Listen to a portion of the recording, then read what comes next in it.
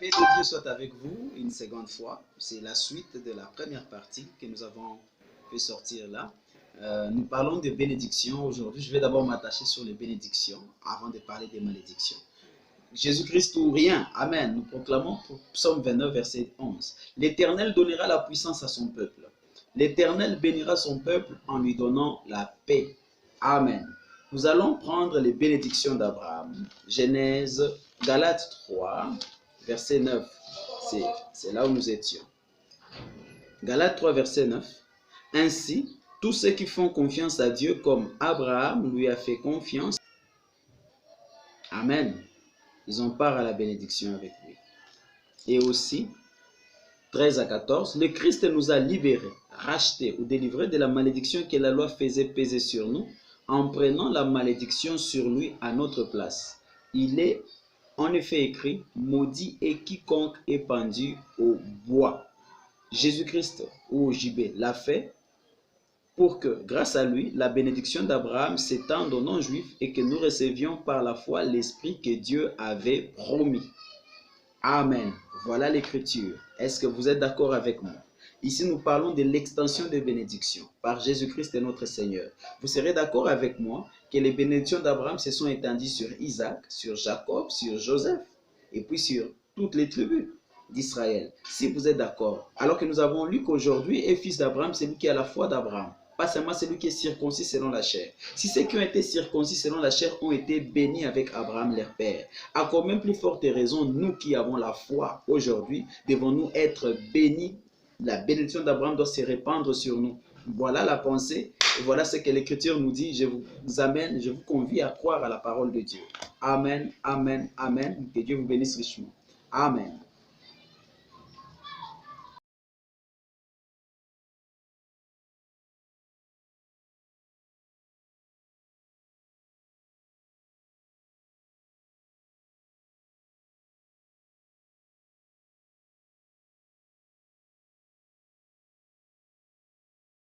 Amen. Et maintenant, nous prenons Genèse 12 pour voir les bénédictions d'Abraham. Genèse 12, 1 à 3.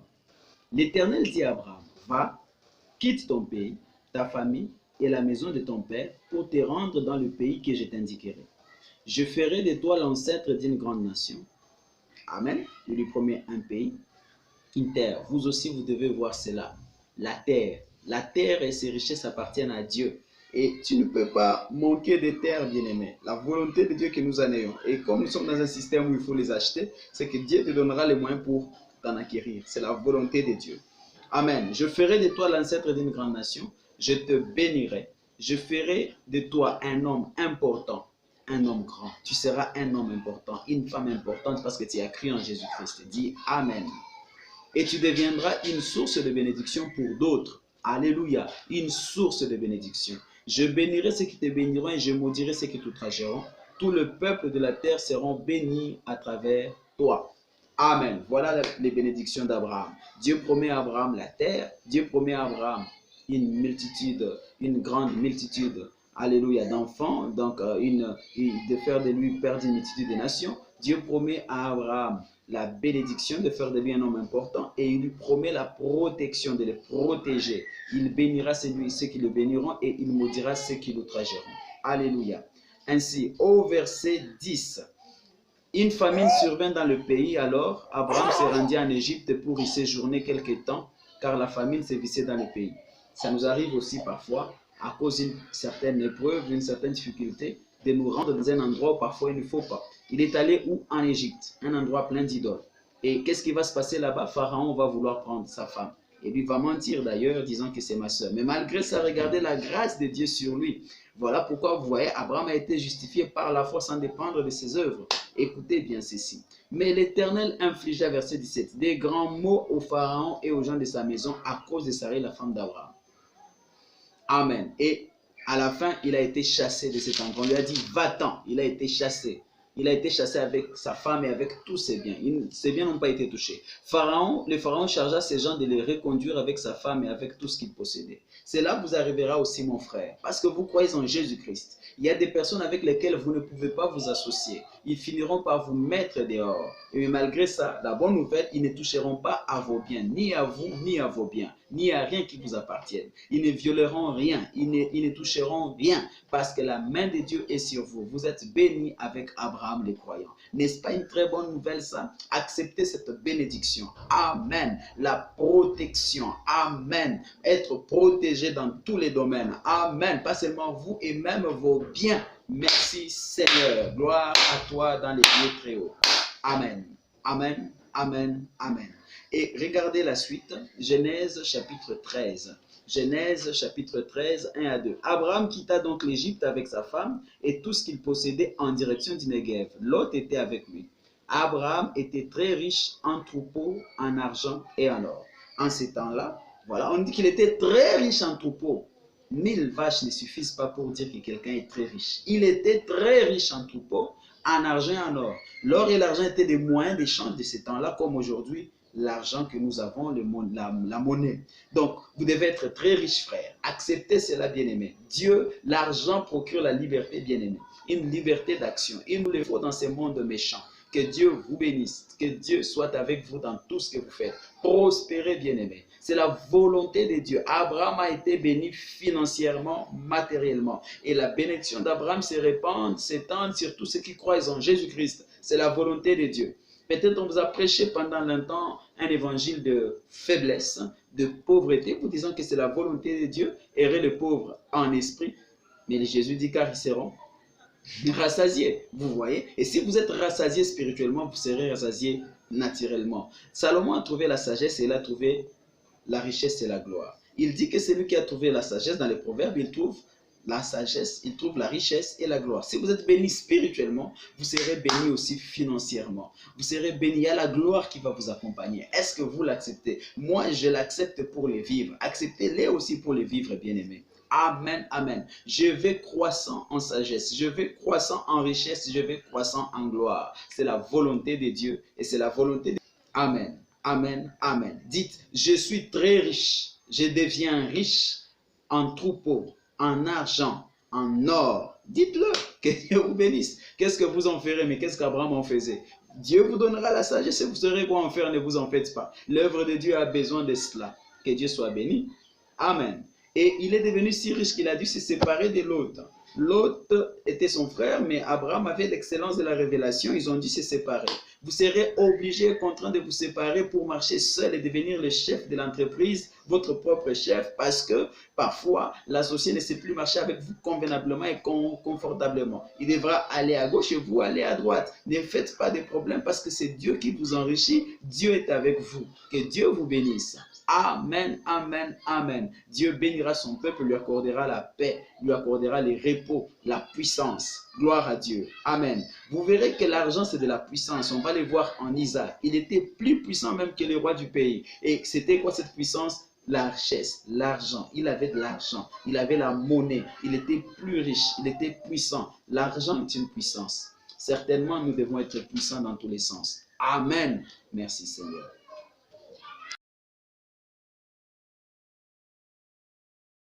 Arriva, nous prenons Genèse 14, versets 1 à 5, puis 10 à 24. Il arriva au temps d'Amraphel, roi de Shinéar, d'Arjok, roi de Lassar, de Kedlaomer, roi de Lam, et de Tibéal, roi de Goïm, que ces 4 rois firent la guerre à Béra, roi de Sodome, à Birsha, roi de Gomor, à Shinéar, roi d'Adma, et à Shemeber, roi de Tseboïm, et au roi de Béla, c'est-à-dire Tsoar. Ces derniers rassemblèrent leurs troupes dans la vallée de Sidim, qui recouvre aujourd'hui la mer Morte.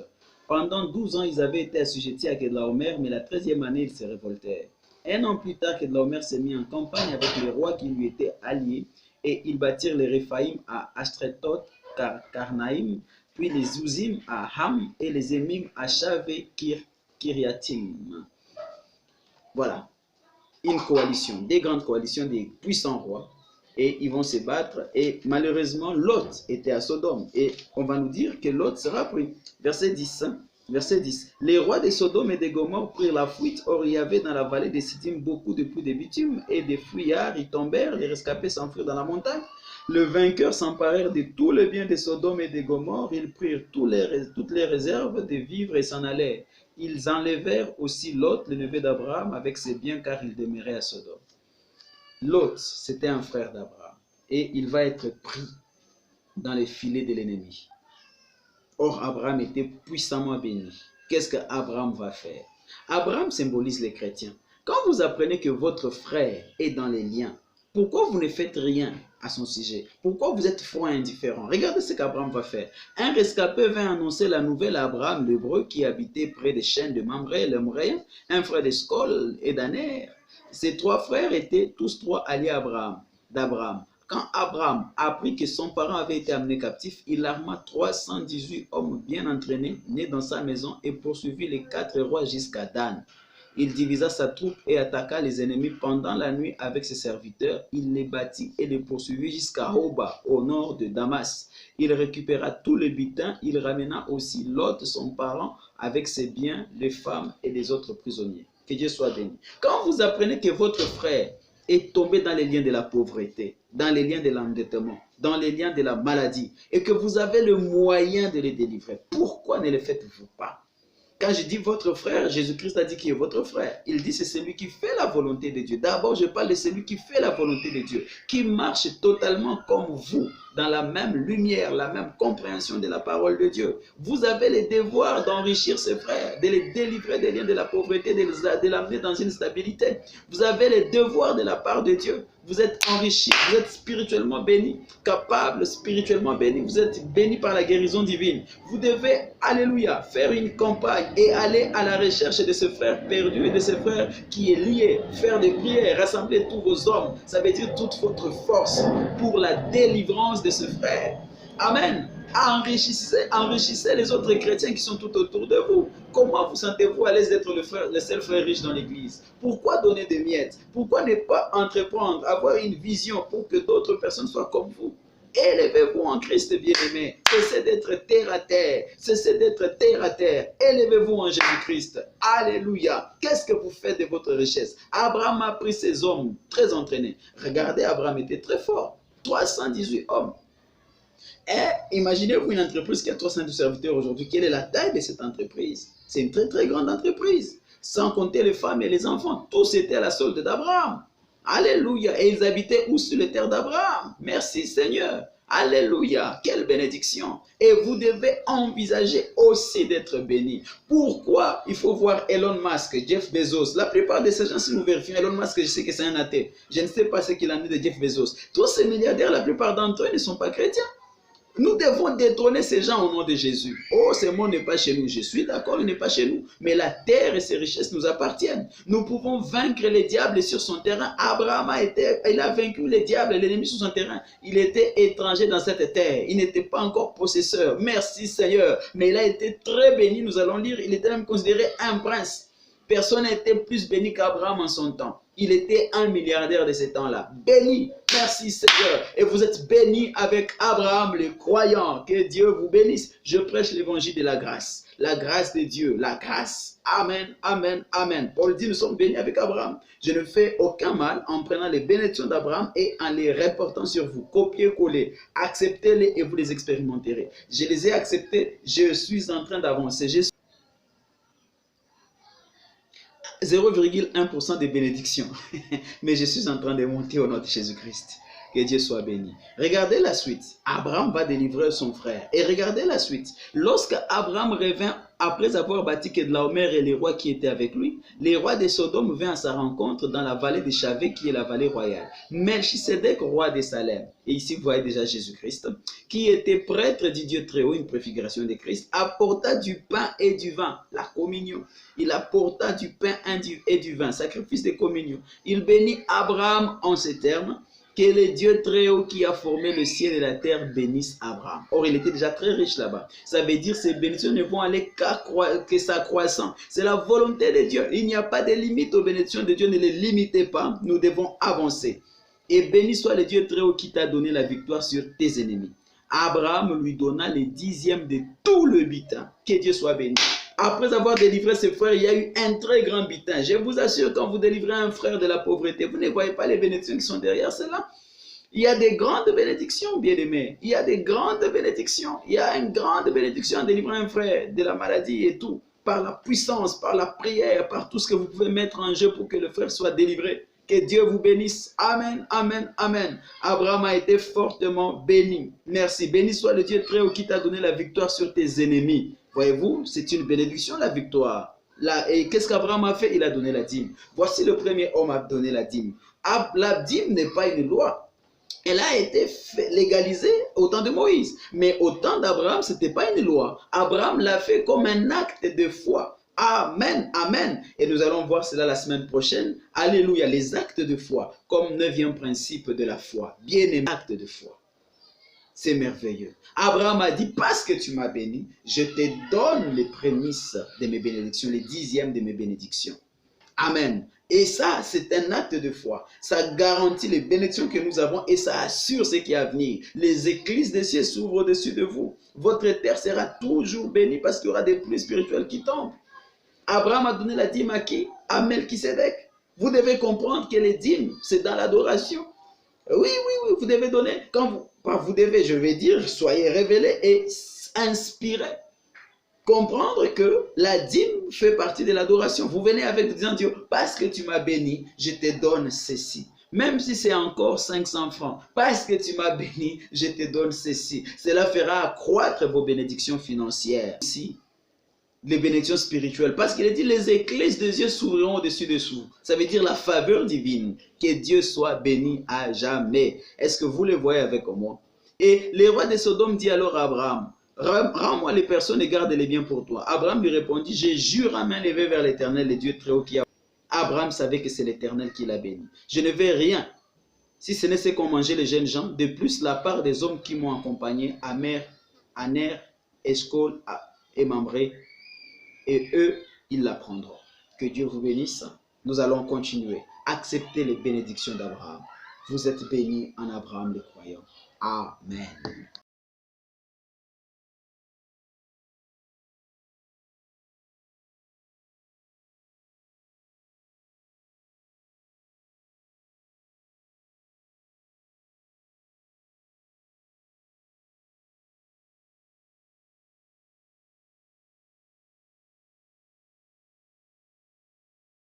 Et maintenant, voyez Genèse 15, 1. Après ces événements, l'Éternel s'adressa à Abraham dans une vision. Ne crains rien. C'est une bénédiction, les visions spirituelles. Amen. La clairvoyance. Merci Seigneur. Ne crains rien, Abraham, lui dit l'Éternel. La conduite du Saint-Esprit. Je suis ton protecteur. Ta récompense sera très grande. Le Dieu des récompenses. Vous serez récompensés. Vous êtes bénis avec Abraham. Les récompenses sont promises aux vainqueurs. Les récompenses sont promises à ceux qui gardent la foi en Jésus-Christ. Il y a des récompenses, bien-aimés. Il y a une récompense, bien-aimé. Ne te fatigue pas. Continue à prêcher. Continue à annoncer le nom de Jésus. Continue à marcher dans la foi. Il y a une récompense grandiose. Merci Seigneur. Continue à tenir et à soutenir l'œuvre de Dieu. Ne te fatigue pas. Regarde, il y a une grande récompense. Amen, vous devez le croire. Et le verset 18, écoutez ce que Dieu va dire à Abraham au verset 18. Ce jour-là, l'Éternel fit alliance avec Abraham et lui dit, je promets de te donner à ta descendance tous ces pays, depuis le fleuve d'Égypte jusqu'au grand fleuve, l'Euphrate, le pays des Kéniens, des Kénésiens, des Cadmoniens, des Hittites, des Phérésiens, des Réphaïm, des Amoréens, des Cananéens, des Girgasiens et des Jébusiens. Quelle terre pour lui et sa descendance. Que Dieu te bénisse aussi, bien-aimé. Tu as besoin, tu as droit aux terres. Oui, partout dans le pays. Tu as les droits partout dans le pays. Il est dit que Job, ses biens étaient partout dans le pays. Ses troupeaux partout sur toutes les montagnes. Vous avez les droits. Merci Seigneur. Pourquoi? Je vais vous informer, par exemple, dans cette ville. J'ai appris que l'un des anciens premiers ministres a plus de 400 maisons, des grandes maisons dans cette ville de Kinshasa. 400 parcelles dans lesquelles il y a des maisons en étage. Pourquoi ces gens qui ne connaissent pas Dieu généralement doivent avoir tout? La Bible dit, fais de l'Éternel tes délices et tu posséderas le pays. Ne veux-tu pas posséder le pays? C'est la promesse. J'accepte, accepte-le dans le nom de Jésus. Amen, amen, amen. Nous sommes censés posséder les pays. Nous sommes censés pas seulement se payer partout par la terre. Vous avez le droit d'aller dans tout lieu et de posséder des terres. Pour en faire quoi? Dieu vous dira quoi en faire, comme il a dit aussi à Abraham quoi en faire. Acceptez ces bénédictions. Vous êtes des enfants de Dieu. Alléluia. Regardez Genèse, partout là, j'ai pris chaque chapitre. Genèse chapitre 17. Quand Abraham eut 99 ans, l'Éternel lui apparut et lui dit, je suis le Dieu Tout-Puissant. Conduis ta vie sous mon regard et comporte-toi de manière irréprochable. Je conclurai une alliance avec toi et je multiplierai ta descendance à l'extrême. C'est une bénédiction aussi, bien-aimé, de voir les générations s'accroître. Je l'ai pris. Il est dit que tu verras les enfants de tes enfants. Et quelle bénédiction de voir que les enfants de mes enfants sont tous des chrétiens. Pas des chrétiens des noms, mais des bénis chrétiens. Ça m'a écœuré d'apprendre que la famille Kardashian, malheureusement j'ai appris cela, la famille Kardashian est liée à la famille Shakarian, des mots Shakarian, les hommes d'affaires du plein évangile. Et là, vous connaissez Kardashian, il y a cette femme-là qui marche nue et miséricorde. Quelle malédiction est tombée sur cette famille? Comment ils en sont arrivés là? Bien, quelque part, il y a eu une faute quelque part, certainement. Je ne sais pas trop. Mais dis-moi, ils ont eu certainement qu'il y a d'autres qui ont sous la bénédiction, mais et tous devaient être sous la bénédiction. C'est fut une famille qui ont quitté l'Arménie et ils étaient tous bénis parce qu'ils avaient reçu Jésus-Christ et le Saint-Esprit. Mais une génération après une autre, apparemment, il y a eu des gens qui ont commencé à s'éloigner de Christ et voilà, des malédictions s'abattent sur la famille. Bien-aimés. Mais nous voulons être comme Abraham. Imaginez-vous, toute une descendance et tout un peuple et une nation dédiée, consacrée à Dieu. Merci Seigneur. 400 ans plus tard en Égypte, Dieu soulève Moïse et les délivre et les amène. Mon Dieu, quelle bénédiction. Je le veux aussi, Seigneur. J'accepte la bénédiction spirituelle sur mes enfants. Nous sommes dans la foi, de la lignée de la foi. Voilà là la grande victoire, de garder tous les enfants de génération en génération. Il faut veiller sur les mariages des enfants. Il faut veiller sur les mariages des enfants afin qu'ils soient gardés en Christ. Et c'est par le mariage, maintes fois, qu'il vient des choses qu'il ne faut pas. Nous devons garder l'alliance. Notre Dieu est vivant. Vous devez comprendre qu'il y a une alliance que Dieu a fait avec vous par Jésus-Christ. Gardez cette alliance. Veillez à ce que vos enfants se marient dans l'alliance. Alléluia. Et en demeurant dans l'alliance, il y a les bénédictions. Est-ce que vous les croyez? Que Dieu vous bénisse. Dieu dit, voici quelle est mon alliance avec toi. Tu deviendras l'ancêtre d'une multitude de peuples. Désormais, ton nom ne sera plus Abraham, père éminent, mais Abraham, père d'une multitude. Car je ferai de toi le père d'une multitude de peuples. Je multiplierai à l'extrême le nombre de tes descendants et je te donnerai d'être à l'origine de diverses nations. Des rois même seront ici de toi. Je me tiendrai éternellement mon alliance avec toi, puis avec ta descendance après toi, de génération en génération. En vertu de cette alliance, je serai ton Dieu et celui de ta descendance après toi. Je te donnerai ainsi qu'à ta descendance ce pays Canaan où tu vis maintenant en étranger et en nomade. Il sera votre propriété pour l'éternité et je serai le Dieu de ta descendance. N'est-ce pas merveilleux? Que Dieu vous bénisse. Dieu va veiller à ce que vos biens ne soient même pas spoliés. Gloire au Seigneur. Quels que soient les changements des régimes, vous irez croissant. Souvenez-vous de Daniel. Quels que soient les changements des régimes, il était toujours premier ministre parce que c'était un homme qui marchait dans la justice. Et nous avons la justice par Jésus-Christ, c'est notre Seigneur. Et nous marchons par la foi dans les actions de grâce et de louange. Et les grâces de Dieu coulent sur nous. La sanctification coule sur nous. Dieu dit à Abraham, marche dans la sanctification. Et nous, la sanctification, ce n'est pas des efforts que nous fournissons parce que Jésus a été fait pour nous. Sagesse, rédemption, justification et sanctification, 1 Corinthiens 1 verset 28. Donc, bien aimé, 28 à 29, nous avons la sanctification rien qu'en disant merci Père parce que tu m'as sanctifié en Jésus-Christ. Parce que tu rends grâce et tu loues le Seigneur, tu le verras dans ta vie. Et alors quoi? Il dit je te rendrai à l'extrême, je te rendrai grand à l'extrême. Amen. Est-ce que vous aimez cela? Paix à vous. Que Dieu vous bénisse richement. Alléluia. Amen. Amen. Amen. Amen. Et si vous avancez encore, merci Seigneur.